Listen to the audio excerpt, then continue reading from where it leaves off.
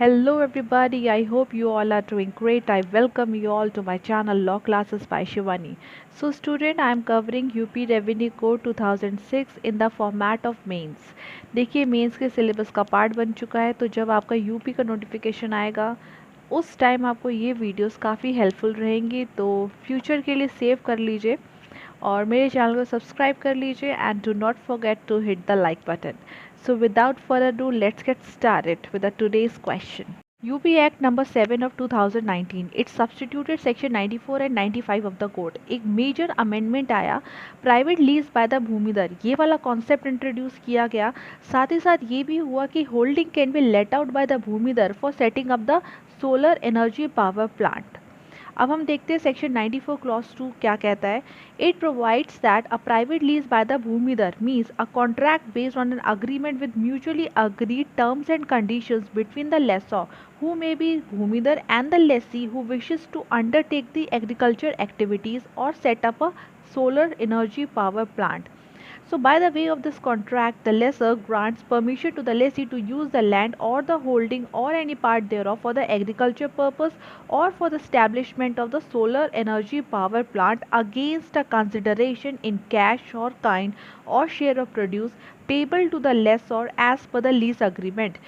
सो basically section 94 में ये बताया है कि concept of private lease can be enter into by the bhumidhar, जहाँ पे वो लेसर हो जाएगा, जिसके साथ वो लीज अग्रीमेंट कर रहा है ये प्राइवेट लीज, वो लेसी हो जाएगा.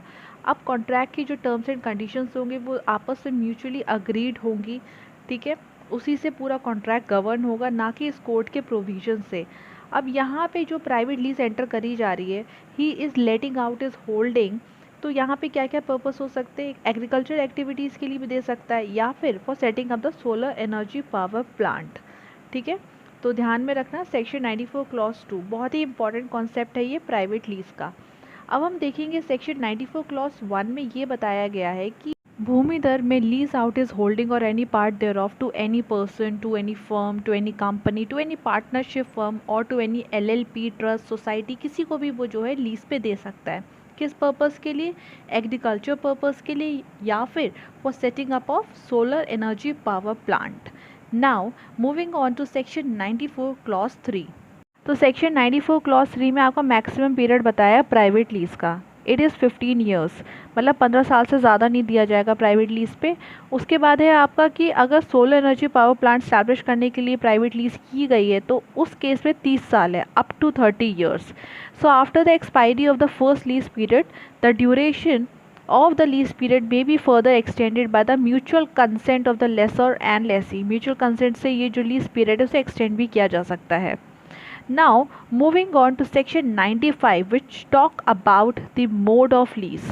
So according to section 95, when the Bhumidhar let out his holding by the way of the private lease and the lease period is up to 1 year, so it can be executed orally or in writing, ठीक है. और अगर lease का period 1 साल से ज़्यादा है तो it will be only made by the registered instrument, ठीक है. तो उस केस में एग्जीक्यूट होगा सिर्फ और सिर्फ रजिस्टर्ड इंस्ट्रूमेंट के थ्रू ही.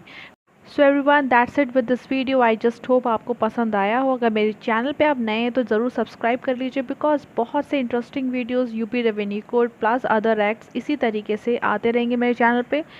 सो उसके लिए आपको सब्सक्राइब करना पड़ेगा. फिलहाल मैं नेक्स्ट वीडियो में डिस्कस करूँगी कि प्राइवेट लीज के 2 कॉन्सेप्ट और है 95 में, जहाँ पे हम ये बात करते हैं कि प्राइवेट लीज कैसे टर्मिनेट कर सकता है भूमिधर, मोड्स ऑफ टर्मिनेशन. उसके बाद ये पढ़ेंगे कि प्राइवेट लीज के केस में अगर कोई डिस्प्यूट अराइज होता है तो वो कैसे रिजॉल्व होता है. So stay tuned to my channel and do like, share and subscribe. Law Classes by Shivani. So everyone, see you all in my next video. Till then, take care. Bye bye.